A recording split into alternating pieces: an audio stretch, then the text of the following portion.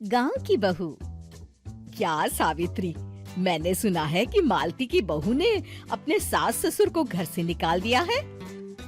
अब क्या कहूँ, आजकल की बहुओं का कोई भरोसा नहीं है, कब क्या कर दें। मालती की बहू को देखकर कौन कह सकता था कि वो ऐसी निकलेगी। तू सही कहती है, आजकल की बहुओं को देख मुझे तो बड़ा डर लगता है। कहीं मेरी बहू भी ऐसी निकल गई तो। नहीं नहीं, मैं तो गांव की सीधी सादी लड़की से अपने बेटे की शादी करवाऊंगी।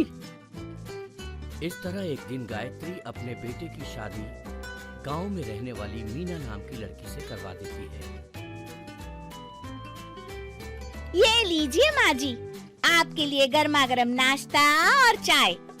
अरे वाह बहू, सच कह रही हूँ, जब से तू इस घर में आई है मुझे तो बड़ा आराम है। तेरे जैसी बहू तो किस्मत वालों को मिलती है।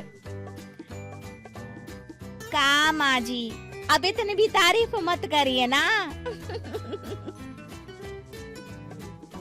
धीरे धीरे मीना गायत्री की चहेती बन जाती है और मीना भी गायत्री को कभी शिकायत का मौका नहीं देती थी। फिर एक दिन, ये ले बहू, आज मैं बाजार से तेरे लिए साड़ी लाई हूँ। साड़ी देखते ही मीना का मुंह लटक जाता है। का माँ जी, ये भी कोई साड़ी है? ना, मुझे तो बिल्कुल पसंद नहीं आई। अरे लाना ही था तो कोई अच्छी महंगी वाली साड़ी ले आती मेरे लिए। आप तो ये सस्ती साड़ी उठा लाई। मुझे नहीं ना चाहिए आपकी ये साड़ी, आप ही पहनिए इसे। अरे ये क्या बहू, तू तो आजकल कुछ ज्यादा ही नखरे दिखा रही है। मैं इतने प्यार से तेरे लिए साड़ी लेकर आई हूँ और तू है कि उल्टा मुझे ही दो बातें सुना रही है। अरे माँ जी, आप अपने लिए तो बड़ी डिजाइनदार और महंगी महंगी साड़ियाँ खरीदती हैं और मेरे लिए ये सस्ती साड़ी ले आई। आप समझती हैं कि मैं गांव से आई हूँ इसलिए मुझे कुछ नहीं पता। हाँ, अरे कुछ नहीं, तुझे शहर की हवा लग गई है बहू। इस तरह दोनों सास बहू में रोज किसी न किसी बात पर लड़ाइयाँ शुरू हो जाती थी। एक दिन गायत्री अपनी कुछ सहेलियों को अपने घर चाय पर बुलाती है। अरे बहू, मेरी सहेलियों के लिए बढ़िया चाय नाश्ता तो बना दे। अरे माँ जी, अभी ना मेरे पास बिल्कुल भी समय नहीं है, मुझे ब्यूटी पार्लर जाना है। चाय नाश्ता आप ही बना लीजिए। हाँ, तू कब से ब्यूटी पार्लर जाने लगी है? शहर आए 2 दिन नहीं हुए और देखो महारानी के नखरे शुरू हो गए। बस भी करिए माँ जी, आपसे बहस करने के लिए मेरे पास ना बिल्कुल टाइम नहीं है। आपका क्या है, आप समझती हैं कि मैं गांव से आई हूँ तो मुझे कुछ नहीं आता और आप जो रोज रोज मुझसे मेहमान नवाजी करवाती रहती हैं नौकरानी की तरह। मीना के कमरे में जाते ही,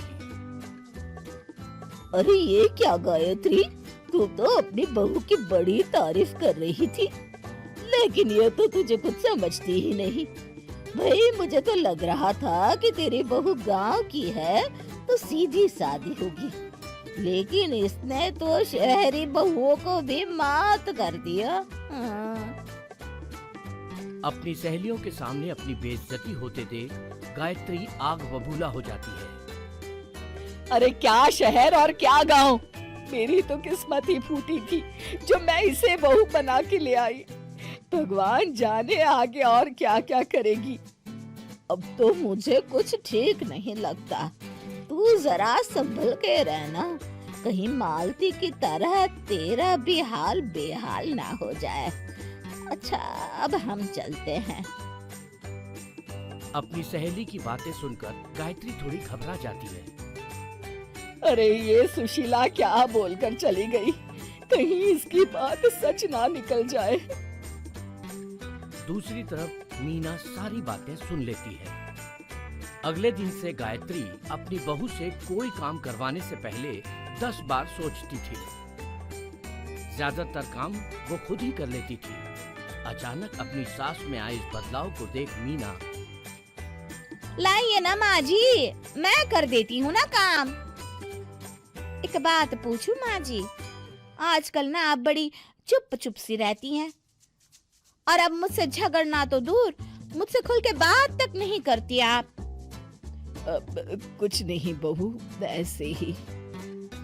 मीना अपनी सास की मंशा भांप जाती है और मुस्कुराते हुए कहती है, अरे माँ जी, चिंता मत करिए, मैं आपको घर से नहीं ना निकालने वाली। ये डर आप अपने मन से निकाल दीजिए। अरे छोटे मोटे झगड़े तो हर घर में होते रहते हैं, चाहे कुछ भी हो जाए, आप मेरी सासू माँ हो। मैं तो जिंदगी भर आपकी सेवा करूंगी माँ जी। अपनी बहू की बातें सुन गायत्री को एक प्रकार का संतोष होता है और उसकी सारी चिंताएं दूर हो जाती है। गायत्री अपनी बहू को गले लगा लेती है। मुझे माफ कर दे बहू, मैं तुझे गलत समझ बैठी थी। कोई बात नहीं माँ जी, ये ना घर घर की कहानी है। हाँ।